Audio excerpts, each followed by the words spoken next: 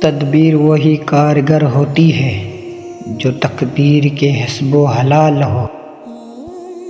جو شخص نیک اور ہوش آزاد ہو وہی اصل بادشاہ ہے۔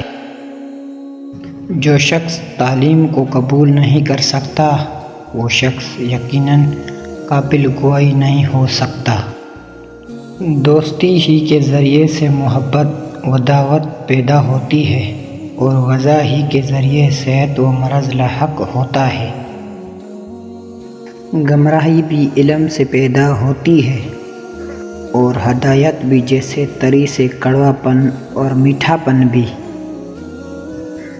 خدا جب کسی بدبخت کو دکھ دینا چاہے تو وہ بدقسمت ناشکری کا راستہ اختیار کر لیتا ہے۔ وہ لوگ جن کی نگاہیں جامد نہیں ہیں وہ باطنی ترقی کرتے ہیں اور حجابات کو چاک کرتے ہیں۔ جو کچھ خدا نے پیدا کیا ہے اس کی ایک حکمت باطنی ہے۔ یہ منکر ظاہر کے علاوہ باطن پر بھی نگاہ رکھ۔ جس جگہ خدا چاہے عقل بادل کی طرح برستی ہے اور جہاں اس کا غصہ پاتی ہے بھاگ جاتی ہے۔ جو شخص اشاروں کو بخوبی سمجھ جائے اس کو صاف کہنے کی ضرورت نہیں۔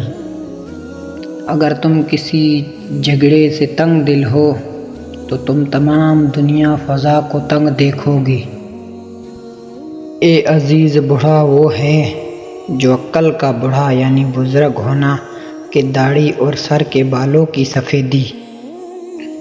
اہل بصیرت کے سامنے خاموش تمہارے لیے مفید ہے، اسی لیے حکم آیا ہے کہ خاموش رہو۔